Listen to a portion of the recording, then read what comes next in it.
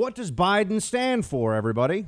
Well, we all know that he stands for whatever the Democrat establishment, the coalition of activist groups, the media, Hollywood, academia, journos, whatever they tell him to stand for, that's effectively what he'll be all about. We know that. And we also know that he says incredibly dumb things, and we're supposed to pretend that we don't notice for whatever reason. We know the reason. Here is Joe Biden speaking about, remember, he did very well. It was really the difference maker for him in the primary. He did very well with the African-American community in the primary. And here's what he said today. We'll just let him say it himself when he's talking about the African-American community. Play 12. Yes, and by the way, what you all know, but most people don't know, unlike the African-American community, with notable exceptions, the Latino community is an incredibly diverse community with incredibly different attitudes about different things. Okay, let's unpack this, because you heard what you heard. And I know the media's going, oh, no. Unlike the African-American community, Biden says, with notable exceptions, the Latino community is incredibly diverse with different opinions. Now, he's straight up telling you, Biden is saying that he views the black community as a monolith, as all similar and all having similar ideas.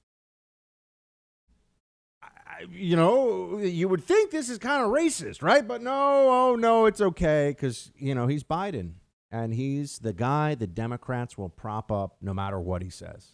I mean, they've made their bed. They're going to sleep in it. There is no, all this stuff about they're not going to bail on Biden, because even if they put a VP in place, and I think it's going to be Kamala, which, again, when we turn back, if they don't end up winning this election and say that was Biden and Kamala Harris were the best the Democrats would do. We got a country of 330 million people, and those are the two best people they could pull together on a ticket. Democrats don't really like either one of them. That's what's so fascinating. Biden is just the default candidate. He's I guess we don't have an Obama this time around, so we got to go with somebody that our base isn't excited about, but at least we all know his name, Joe Biden. That's it. And Kamala Harris ran for president and never did very well. I mean, most of the polls you would see, she was not even really in the top five, I think. I mean, she was a distant finisher in the Democrat primary.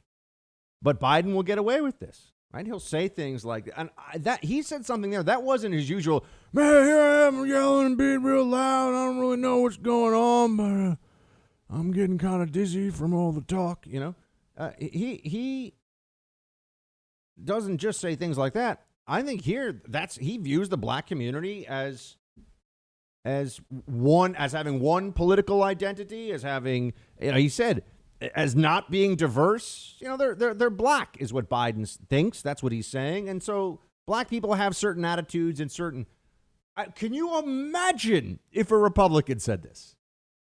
Can you imagine but I know the double standards that we see all the time are just it's I run out of superlatives here. It isn't unfathomable because we fathom it constantly. We have to deal with this. What else does Biden stand for as we're getting closer into this? And I think this is important, too, because it can get easy to fall into this feeling of relative despair. Like, I just want it to end. I just want the craziness in this country to stop. How do we get it to stop? And that's a feeling that I believe the Democrats are hoping to capitalize on when it comes to swing voters and independents, people who are going to be the difference maker. Unfortunately, you and I, most likely, although you got to show up and vote, folks. I'm going to do it here in New York, even though my vote is meaningless. I got to move. Producer Mark is looking at me right now without being able to see me. I know he's like, yeah, buddy, Florida. And he's right, because at least there the vote would feel like it has some meaning. Because I think in New York, you're outvoted in the presidential election. I think it's definitely 2-1. I think it's closer to 3-1 in New York. So in New York State. So we're definitely, it's all because of New York City's 8-1 Democrat to Republican. But we've got to make sure that we don't allow the rest of the country to feel like anything is better than what we have, because that's really the pitch. the elevator pitch of the Biden campaign is, look at how, and they're making you more miserable, right? They want you to be more miserable. Then they're saying, look at how miserable you are. Don't you want something else? This misery could all stop. This misery could all stop. They're really holding the psychology of the American people hostage in all of this. That's the plan. That's the way that they're preparing this. And Biden does have policies, though, that he's speaking about that I think you should hear about now. I mean, here's one. Because the Democrat Party is now, there's no leeway on certain issues, right? There's no leeway on being pro-abortion. There's no leeway on being in favor of amnesty. There's nothing else, all right? And here he is on the issue of immigration specifically, talking about what illegal aliens should get in this country. Play 13. Should undocumented immigrants also be able to get subsidized health care? If they are working in the United States of America and they are paying taxes, they should have access to health care.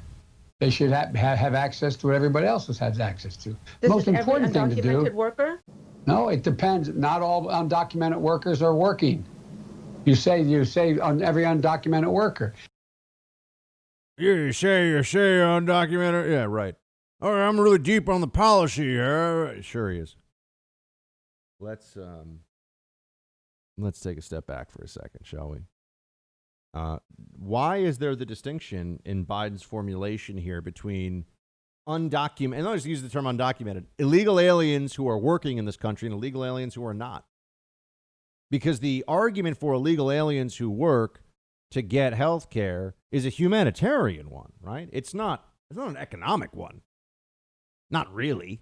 Oh, I'm sorry. Where people who, this is also like when we talk about paying taxes, if they're actually, first of all, about half of illegal aliens, and this is where you got to go, about half of illegal aliens they're paid in cash. They don't have pay income taxes. That's not true.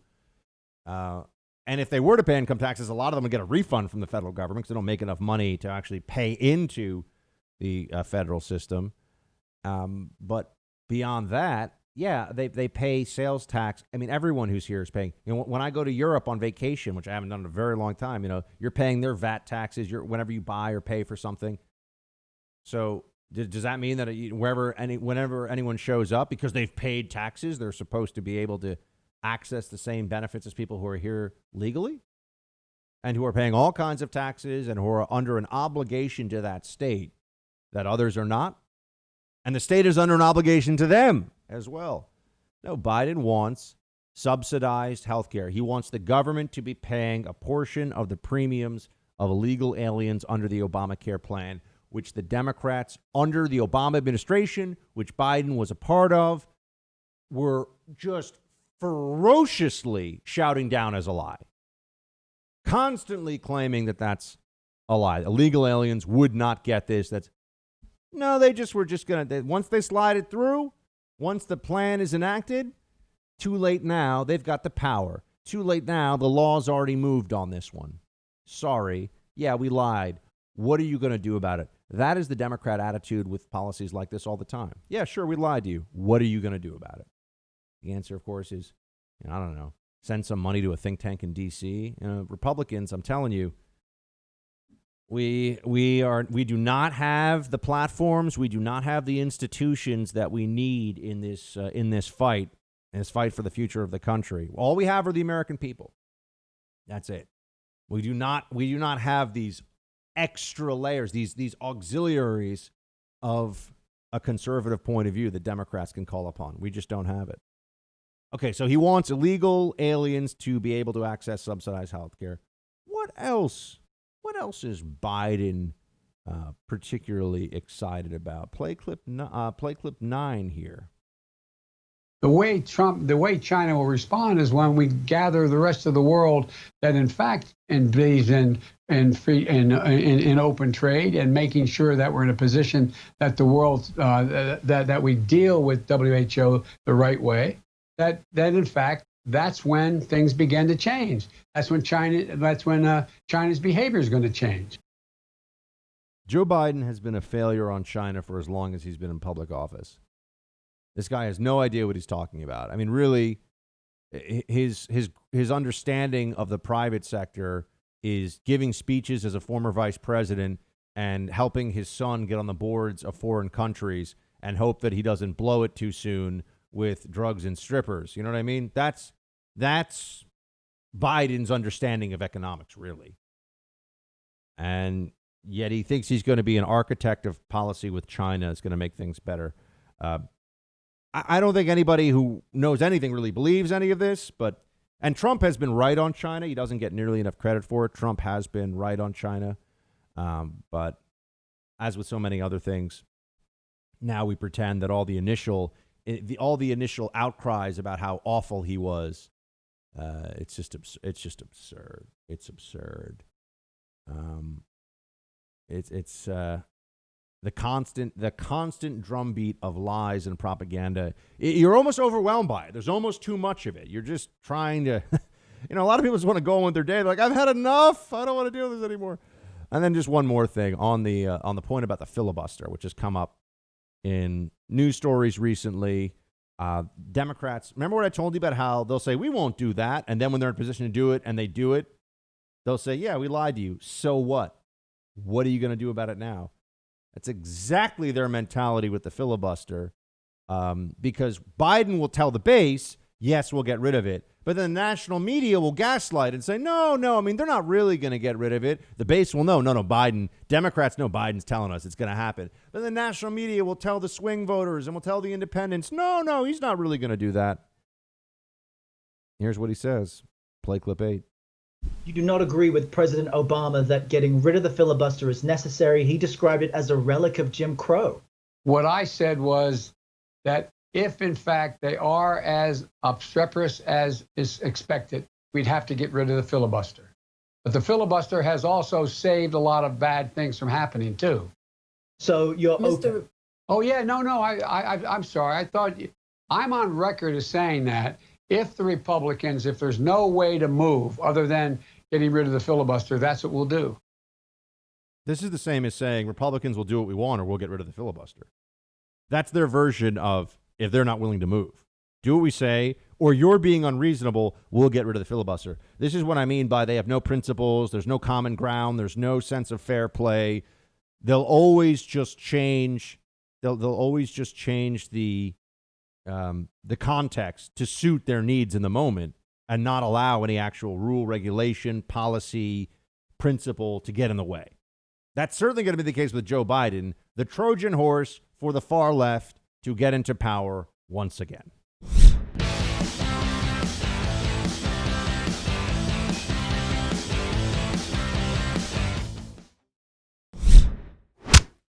You know who we need some political analysis from because it's been a while? We need to hear from LeBron James, almost a billionaire, one of the most famous, wealthy, celebrated human beings on planet Earth. We need to hear from him. You know, he talks about oppression, and he's very favorable to the Black Lives Matter movement and says that young black men are hunted every time they leave their homes. You know, LeBron James said some pretty reckless stuff, and doesn't seem to have any gratitude for the country that's elevated him to superstardom status. You know, really likes to tear the country down and take this attitude that it's all been so hard. This is a guy who I think was on the cover of Sports Illustrated when he was in high school, like he was like 15 or 16. So yeah, I mean it's just been I don't know, and we're supposed to believe it's been some impossible struggle. Okay, fine, right. But here's LeBron on Trump saying that he's not happy with all the kneeling going on. Play 7. Our game is in a beautiful position, and we have fans all over the world. And our fans not only love the way we play the game, we try to give it back to them with our commitment to the game, but also respect, what else we try to bring to the game and acknowledging, what's right and what's wrong. And I hope everyone, no matter the race, no matter the color, no matter the size, see what leadership that we have at the top in our country, and understand that November is right around the corner, and it's a big moment for us as Americans.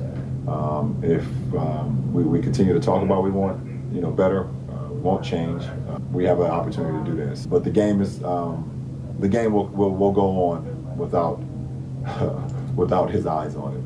I can sit here and speak for all of us that love the game of basketball. We could care less. Well, the ratings are way down, and I think the ratings are going to continue to go down. But here's one dynamic that I see playing out. It reminds me a bit of when, and I'm not even. I could get into really LeBron about leadership and about change and all this. What do you think about China these days? You want to talk about that?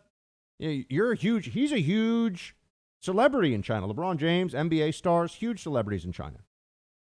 He points out there's a global dynamic now with the NBA that did not exist, certainly, 20 or 30 years ago, anywhere near what it does right now. I mean, the NBA is now, and this is why I think there is a bit of arrogance from these leagues where they think they can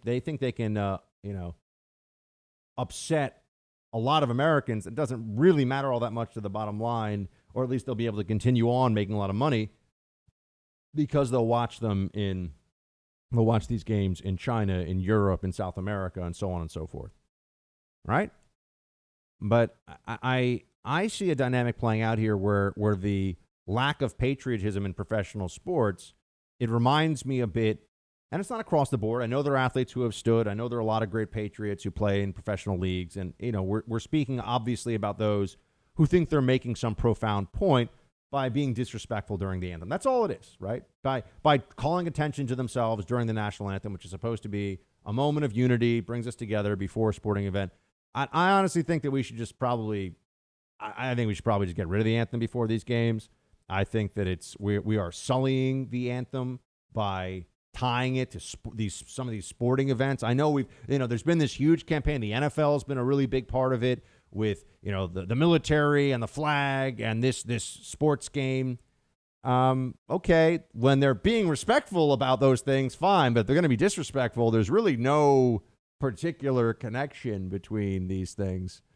I'm getting to the point where I just think that this is a fight that we don't need to continue to have. But other people would say don't concede this ground. But as long as you're doing these anthems, any player who wants to draw attention to himself will just do this, and the woke side of things will come to his defense, and they'll make the whole Colin Kaepernick case. But I think you have the internationalization of professional sports in the U.S. the same way you've had that with the media. And it reminds me when I was in China watching CNN International, because it was the only thing I could watch in English in my hotel room. And I mean, CNN International is taking a very anti-American point of view, but that appeals to the rest of the world, right?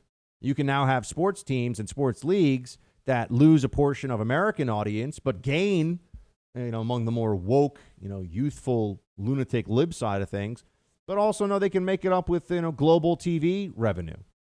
So it feels to me like some of these sports leagues are just becoming less patriotic. That's happening. I can't believe we're losing our home that we didn't even sell. That's what Deborah said when she found out she was the victim of home title theft, which is a crime that can actually cost you your home. Here's how it works. Your information is online. The bad guys find it, cyber thieves.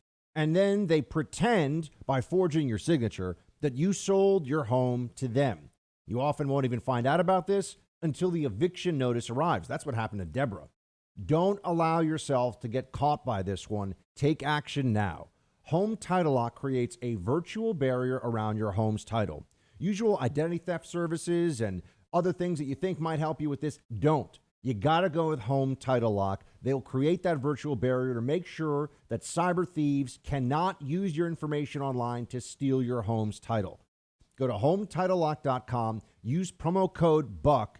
You can get 30 days of free protection. You can also check and see if you're already a victim of this crime and don't know it yet. Take action today. HomeTitleLock.com. Promo code BUCK for 30 free days of protection.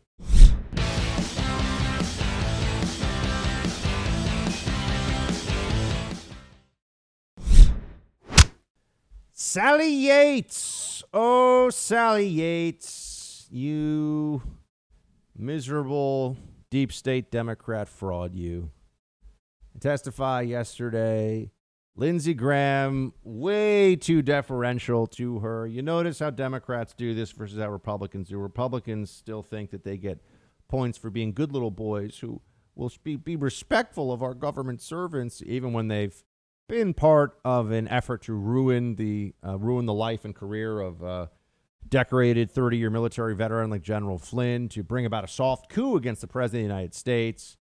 You know, now you see with time what ends up happening, what the new perception becomes.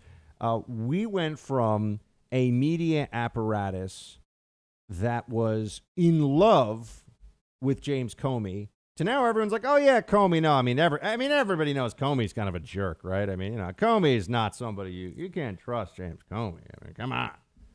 No, I remember when they were telling us that James Comey was the greatest public servant in the history of the country. I remember when James Comey was being hailed as like the greatest law enforcement guy since Elliot Ness, or I don't know, pick somebody. And now they're all like, oh no, he was a weirdo, and what he was doing was wrong, and it was clearly a personal vendetta. And so there's no accounting of this. There's no accountability for who was right and who was wrong.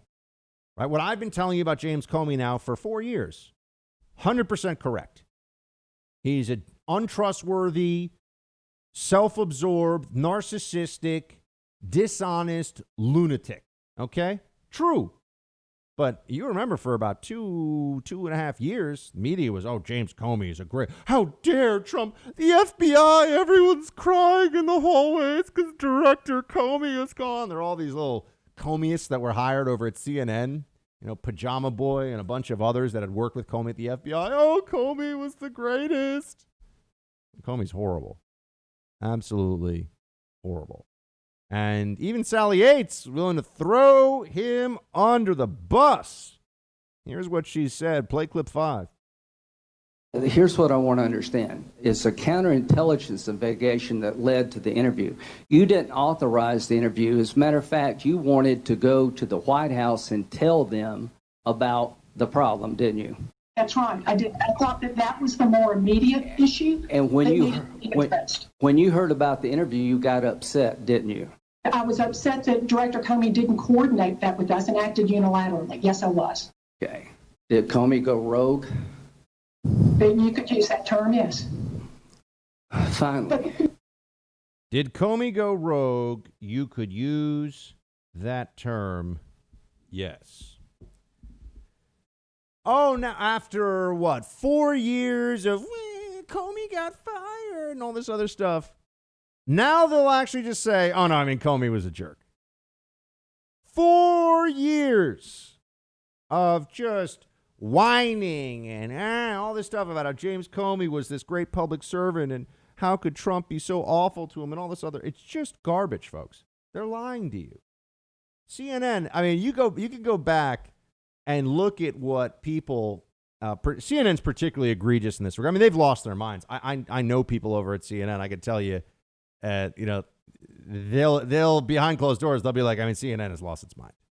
It's very the Zucker Trump thing is real. It's very personal, and he controls that organization with an iron fist, and it is an anti-Trump pack. It's not a news organization anymore. It might as well. CNN is the Lincoln Project with, you know, more hairspray. That's what it is, and obviously they're libs openly, unlike the Lincoln Project where they're just secret libs.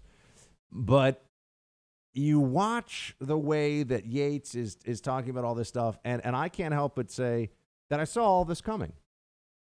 That they just needed to use that it was use the narrative as long as it's effective.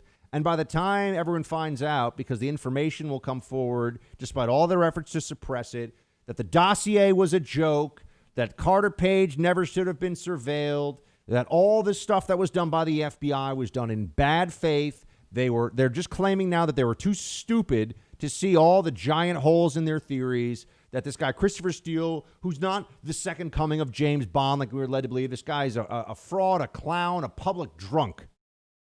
All of that we find out, and they're like, well, you know, but it was useful while it was useful. And it's too late now. What are you going to do about it? That's really, you see it again. That's what the Democrats do. Okay, so we lied. We were wrong. Look at this. Look at what happened. That's why that moment you'll remember years ago when Mitt Romney ran against Barack Obama. And Mitt Romney, don't even get me started. Don't even get me started, folks. Be here all day. Mitt, you quit. You quit being a Republican. It's a very, very sad thing. If you ever really were one, very sad thing to watch. It's all bit personal for these guys. These guys are all egomaniacs. They'll abandon their principles and their politics on personal whim. That's what you've seen clearly with Romney, among many, many others. But you remember when Harry Reid said that Mitt Romney hadn't paid taxes in 10 years? He said on the floor of the Senate, so you can say anything there and you can't be sued. And it was a lie. And when someone pointed that out, that it was just a lie, what Harry Reid said, he's like, yeah, did he win? That is the Democrat mentality on all of this stuff. That has been the mentality on Russia collusion all along. Okay, yeah, we lied, but didn't you have to have Trump on defense, off balance? I mean, Trump presided over 3 of the best years in America in my lifetime. The first 3 years of the Trump presidency were 3 of the best years in this country as long as I've been alive. No major wars, no major terrorist attacks, booming economy. I mean, the media finally getting what it deserves with a president who's telling them to just, stop being a bunch of jerks and shut up. But they were able to use this Russia collusion nonsense as a weapon against the president, and they were able to do it for a long time, and that's what mattered to them. That was the whole point of it, to get away with it, and they did get away. This is why I've said, I talked to my friend Dr. Sebastian Gork on his show yesterday. I said that by the way, Jesse Kelly still owes me a steak. I'm coming to collect Jesse Kelly. We had a bet over Nancy Pelosi. You guys remember that was earlier this year. Jesse Kelly's a great man, but he owes me a steak, damn it, when the quarantine's over. But I bet Gorka a steak, and it was what I've already said to you. There's not going to be any major prosecution, major arrests made, and any major indictment brought based on what has gone on here, based on the Durham probe. I just don't see it. If I'm wrong, I'll come in and say, hey, guys, I was wrong. I'm sorry. But there's not going to be, in my opinion, a major indictment because we've all gotten so used to the Democrat abuse that we're unwilling to use the same sort of winning at all costs mentality and even enforcing the law at its actual written level, right? The way that it's supposed to be enforced.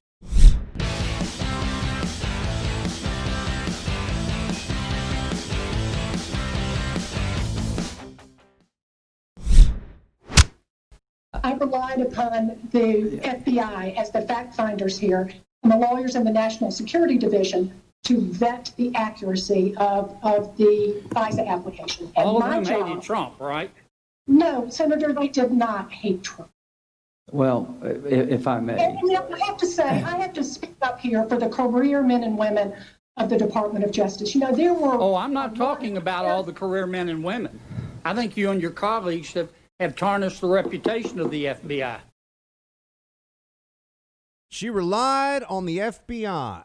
And you see, everybody was relying on somebody else to do the fact-checking, to do the real investigation, but they were happy to run FISA warrants on people and play all of these games. It is the most appalling political scandal of my lifetime. Right? And there is unlikely to be any real accountability for it, as I've told you. Because they'll just say, oh, no, that was somebody else's job. This is the problem. Whenever you're dealing with a bureaucracy, it's always someone else's job. Someone else was always responsible. No one's really in the chain of command in a way where they're going to have to fall on their sword, so to speak. It's just not going to happen. And that's what I think you're going to see here. We'll find out that there were all of these very convenient... It's the same way that libs can think that journalism is not just an enclave of Democrat activism. We can say to them, hold on a second. You've got 100 stories, and 99 of the 100 stories for your news organization, or 100 of 100 news stories for your quote news organization are anti-Trump. And you're going to tell us you're not biased? And it's yeah, that's just how it went. No bias there. You know, I know it's only negative stories about Trump from our news organization, but you know that's what the facts led us to. Only negative stories, no good stories. And they'll say that to you. They'll say, how do I have an exchange of ideas with a person who is this incapable of dealing with things in a rational, factual way? Like, it's not possible as a matter of probability that you're only writing negative stories about Trump because those are just the only stories that your news organization could come up with. It's certainly possible if the purpose of your news organization is to trash Trump and tear him down. Yeah, then it's going to be, 100 out of 100. And you have the same thing here with the FBI. It's not possible that at all of these different stages, whether we're talking about Papadopoulos or Carter Page and the FISA warrant and Crossfire Hurricane and sending somebody after National Security Advisor Flynn and Comey going rogue and Comey leaking documents to try to get even with Trump and get a special counsel started. It's not possible that all of these things are happening in the bureaucracy that are all negative for Trump, and there wasn't actually a mentality, an ideology of anti-Trump bias pushing this. It's not possible. No one ever stopped to think. You're talking about this isn't just some FBI investigation, right? This isn't a couple of guys, named Tony and Billy running numbers in the back room of a grocery store somewhere, and the FBI is looking at them for a RICO case. Like, this is the biggest, most important, politically sensitive investigation in decades. And it's just a comedy of errors. Not funny comedy, but it's just endless clownishness. A dossier that was paid for by the DNC that they didn't tell the court was paid for by the DNC that was full of lies. Faking information about Carter Page, saying that he was working against the U.S. government when he was working for the U.S. government. Pretending that he could be some kind of a Russian go-between spy, that he was a traitor. They pretended Carter Page. FBI agents pretended, knowing that it wasn't true, that Carter Page was a traitor. They act like Papadopoulos was some bad. Papadopoulos didn't do anything wrong. Nothing. He did nothing wrong. He got scared when he was having the Mueller team trying to ruin his life, and he lied about an email that didn't make any difference. So they sent him to prison for 14 days or whatever, or 10 days. But in terms of Russia collusion, he didn't do anything wrong. Nothing. So yeah, I heard a rumor. A lot of people are hearing rumors about a lot of things. That's it. And yet, they want you, the Sally Yateses of the world want you to believe that all the unmasking, all the belief that the dossier was real, the laundering the dossier through the intelligence community and with the compliant media and the back and forth between the two, and Bruce Orr and Nellie Orr working, she's working for Fusion on behalf of the DNC, Bruce Orr's at DOJ, all these things. We're to believe that it was just coincidence that these things all lined up and were orchestrated in such a way that it was damaging for Donald Trump, trying to ruin him and people around him. You're supposed to believe that. As if we are all that blanking stupid, right? But that is the Sally Yates argument. Oh, it was, we did this, everything we had to do, and I just, I believe the FBI was going to do. No, that is unacceptable. That is completely and utterly bereft of believability. Sally Yates is a Democrat partisan. We all know this. She had her whole, I'm going to stand up and I'm not going to do my job. I'm not going to listen to Trump. I'm going to show him. Okay. And she got that, what was it, the letter from Weissman? I'm so proud of you. Weissman, Mueller, Yates, there's so much commingling of the deep state here. There's so much collusion behind the scenes with all of them. Weissman is headlining, or was going to until he realized how bad the optics were. The guy running the totally neutral, unbiased probe wasn't Mueller. We all know that. Mueller was like Biden. Hey, what am I doing? I don't know where I am. Bring me a sippy cup. Weissman is a clear Democrat partisan, a vicious Democrat partisan who is thinking about how he's going to raise money for Biden. He was the unbiased DOJ veteran that was going to come in here and get us to the truth. Set out 10 possible counts of, wouldn't say which one was actually criminal, but set out 10 possible counts of criminality as a smear from the Mueller report. It's just all politics, folks. It's all we've seen it now, and this is my problem. I think that we already know what happened. Let's not let them gaslight us. I understand that Durham is getting to more facts, and maybe, and God willing, we'll find this out. Durham's got them. Maybe he's really got them on something. Maybe he finds that smoking gun email or text or whatever where they can't even hide anymore. I certainly hope that's the case. But if I'm a betting man, and I've already told you I owe Dr. G a steak if I'm wrong on this one, I think that we're going to find that everything that I have been telling you for 4 years, everything that the people defending Trump against this Russia collusion insanity for 4 years have said was true and correct, and his opponents, Trump's opponents, were lying about all of this.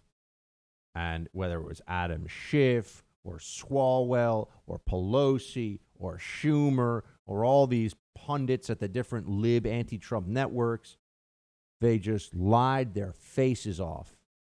And you know what's really frustrating? Once all the truth comes out, you know what they're going to say? Yeah, but did he win this November? That's the only question that really matters, folks.